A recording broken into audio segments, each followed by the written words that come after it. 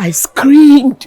I screamed and screamed and screamed. I said, no, why? What's happened? How can Chinelo die? We resumed the next term. This was my class. I used to have about 21 students. I will enter my class. I discovered I had only 14. The empty seat. They were by the side of the airport.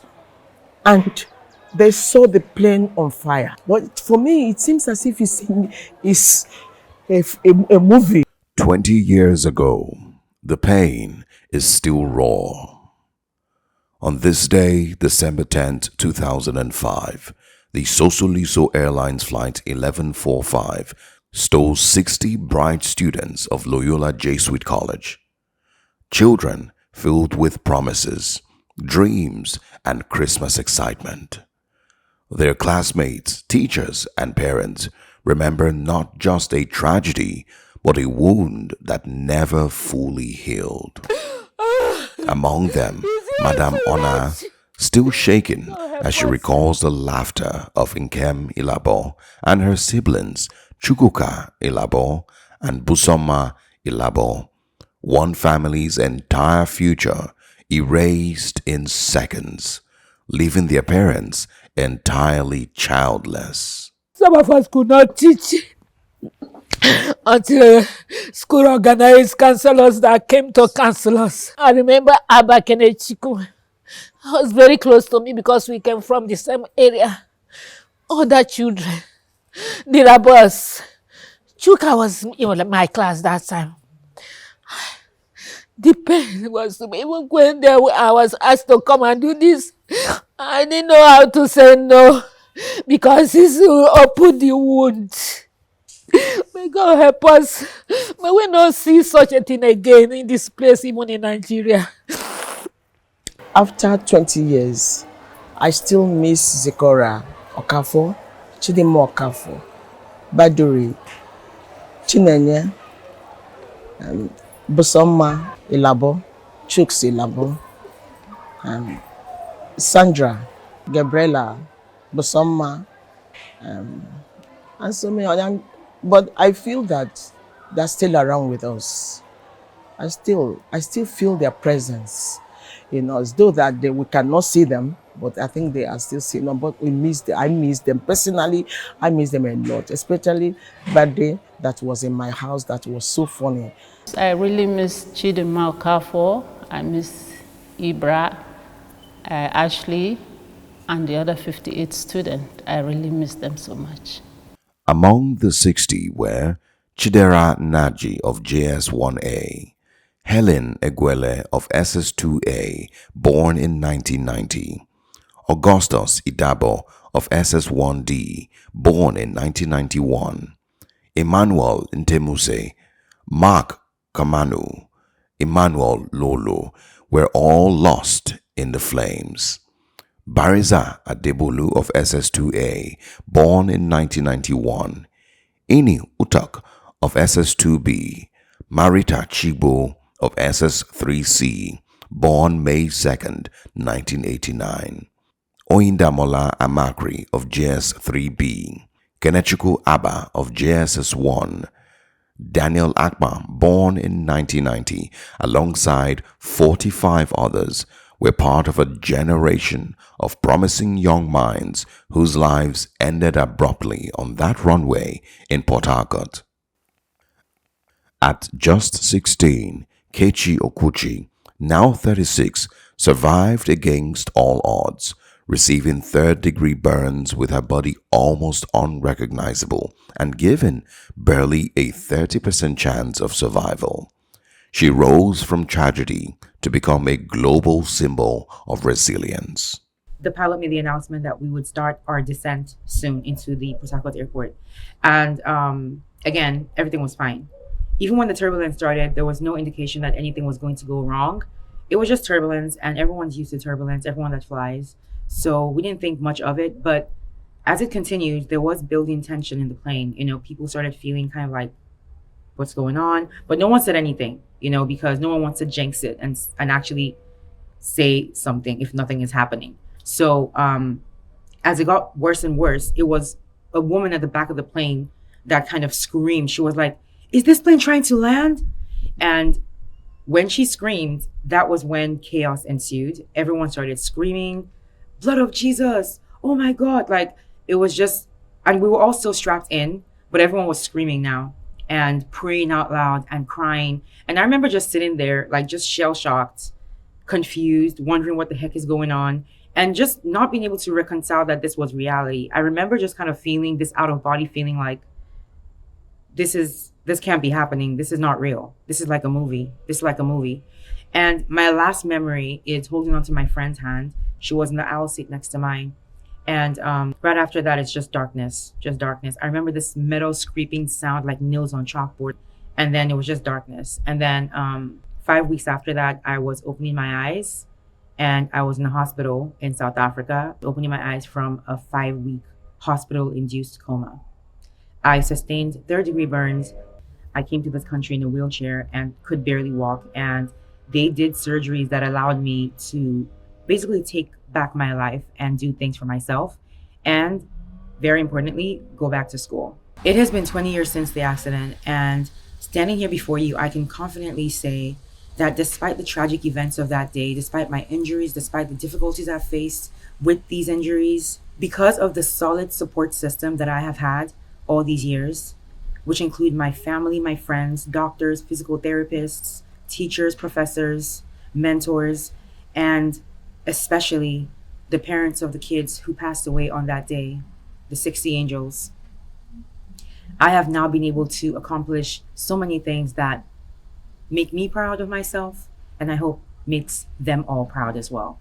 I'm a speaker, I'm a singer. In 2005, Loyola Jesuit College, founded in 1996 as a co-ed Jesuit school, had only 618 students. Losing 60, that is 10% in one incident on that dark December day, was a devastation that almost crippled the institution. I learned that one of the problems they had was the issue of water. When the firefighters came, they didn't have enough water to put up the fire. Can you imagine a state named River State, no water? So it's part of the pain.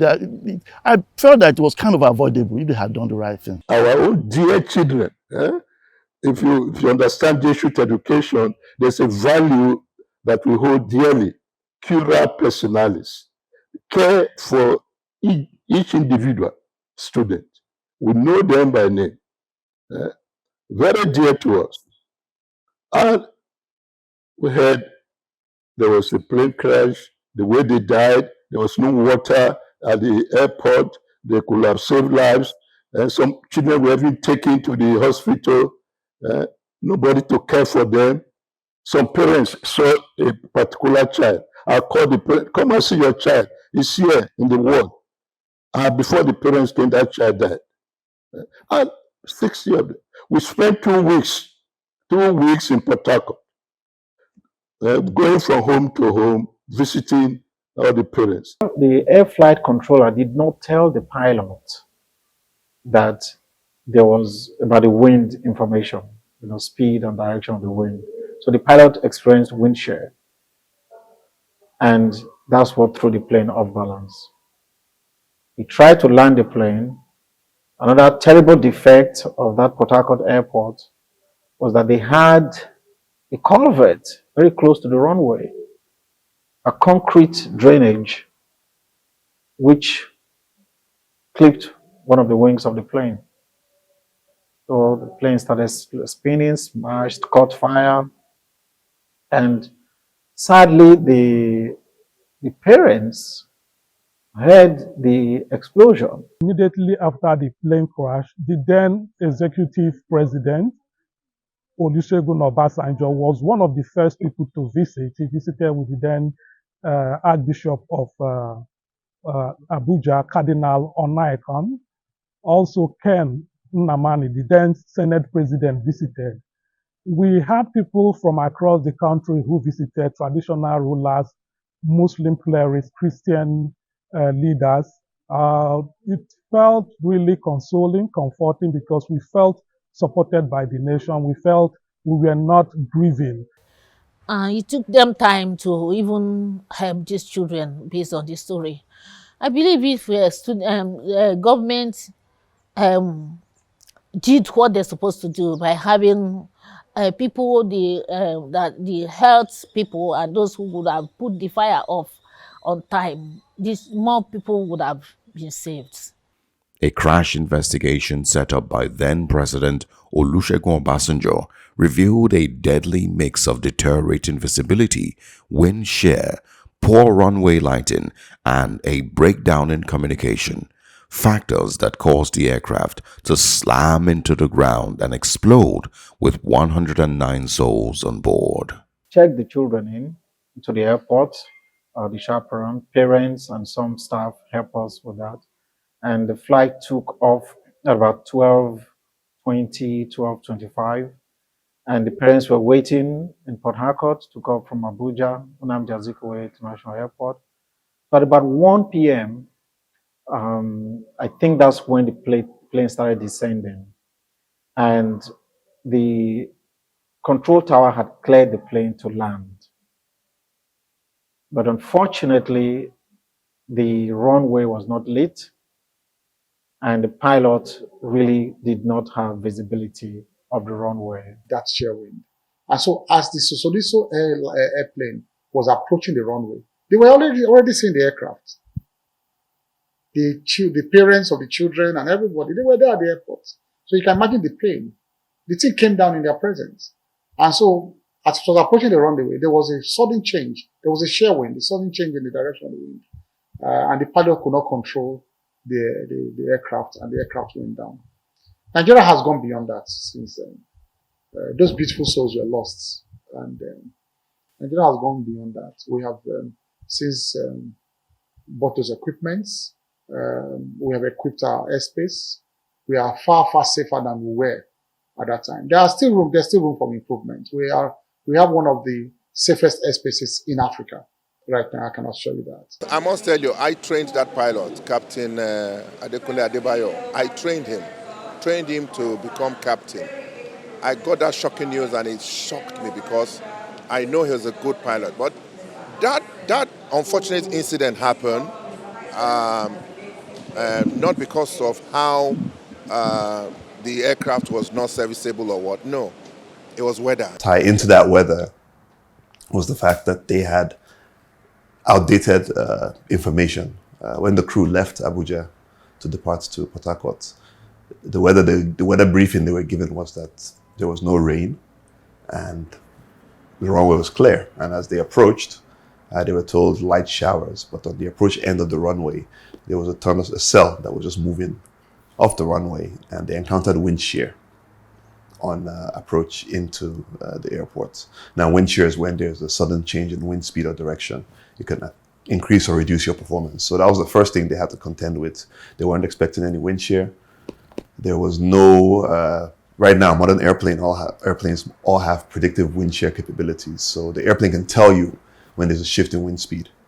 Finally, NIMET back then did not have Doppler radar to detect wind shear. And as a result of that, of course, they got into a situation they weren't expecting and weren't properly trained for as well.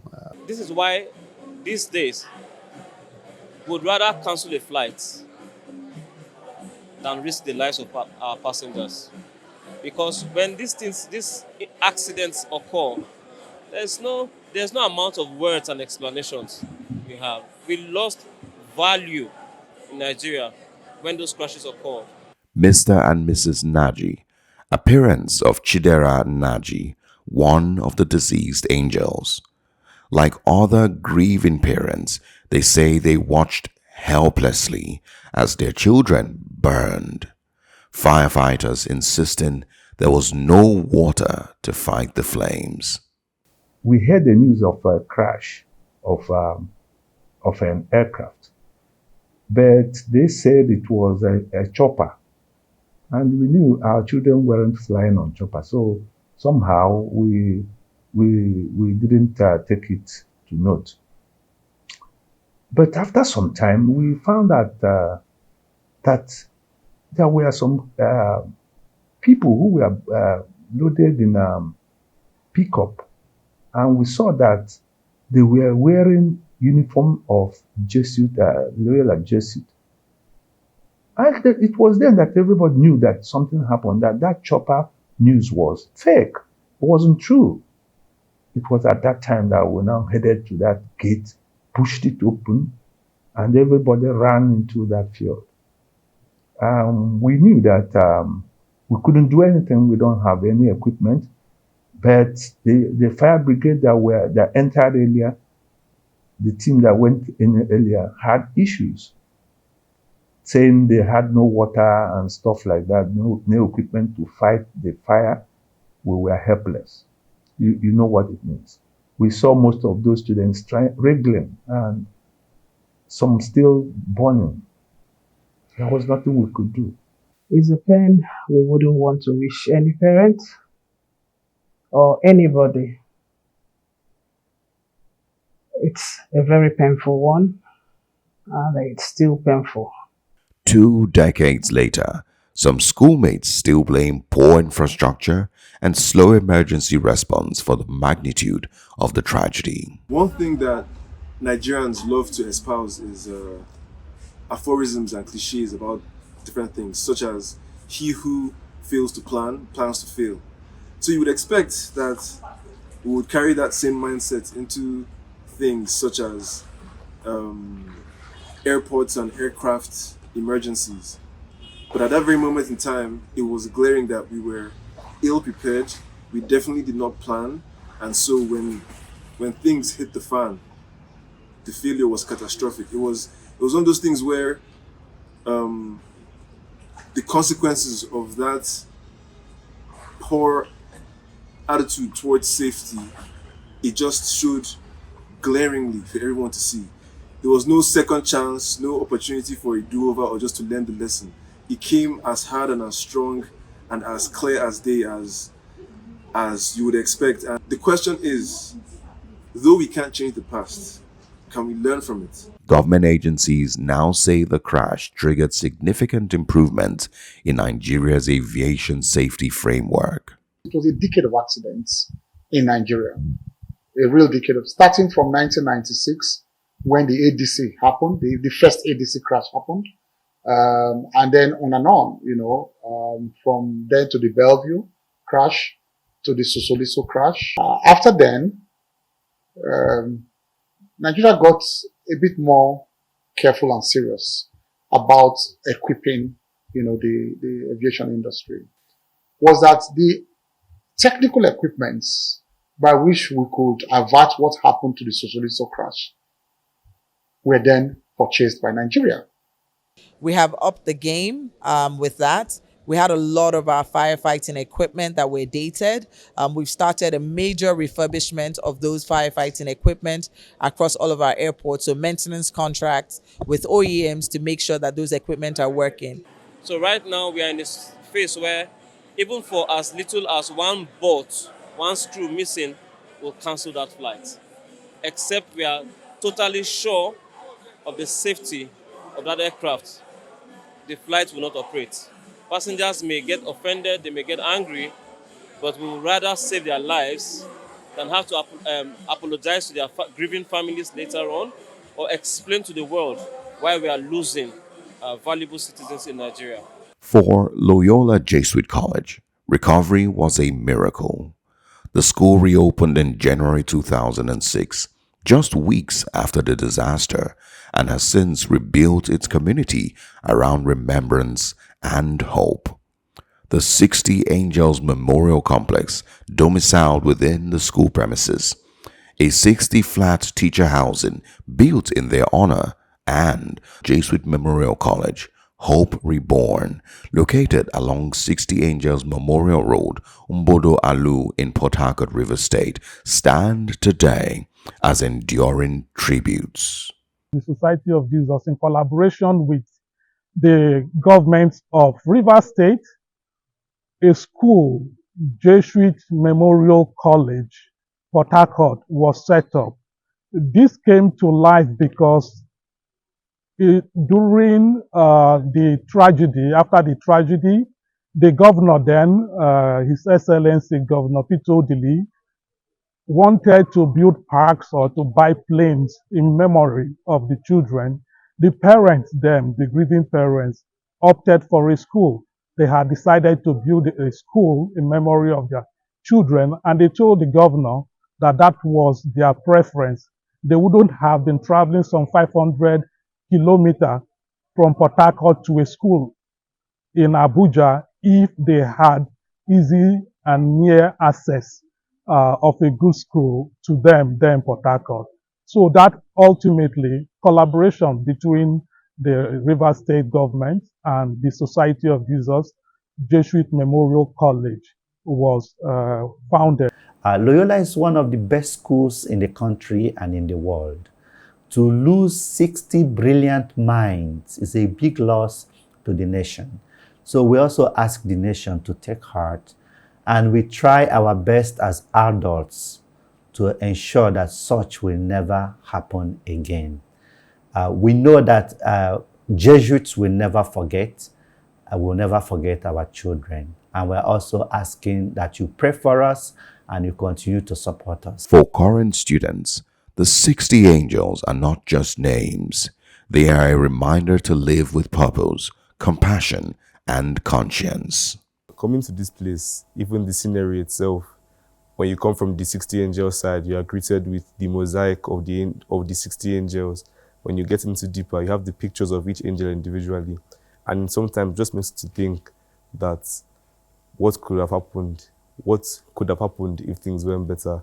Because as we know, the conditions of the crash were not due to natural sources, they were due to technical issues.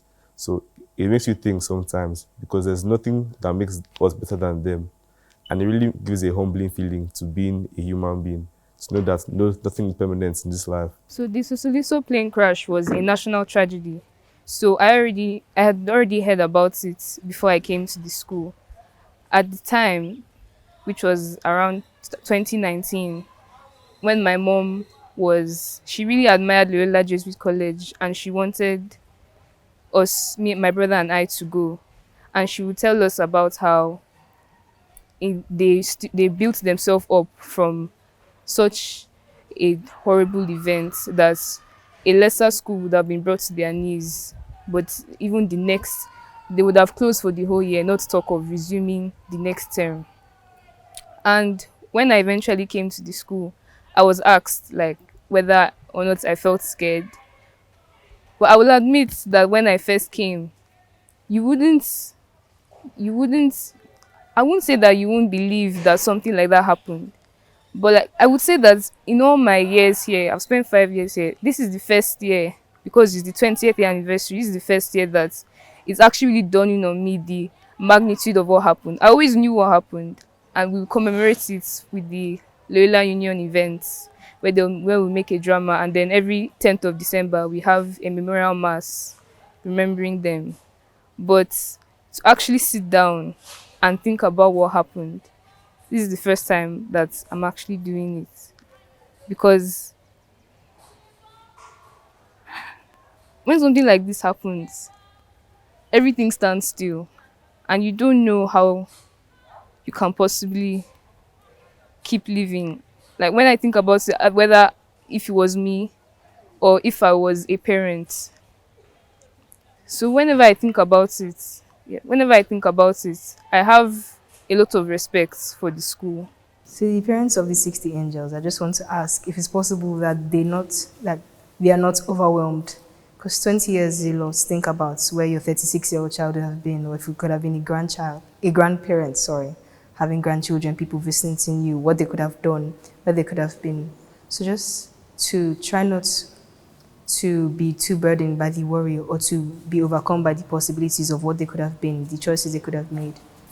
As Nigeria remembers all 109 lives lost, including televangelist Pastor Bimbo Dukoya, Loyola Jesuit College stands transformed, more resilient, more safety conscious, and deeply committed to forming men and women for others, rooted in the St. Ignatius Loyola spirit, always striving for the greater good.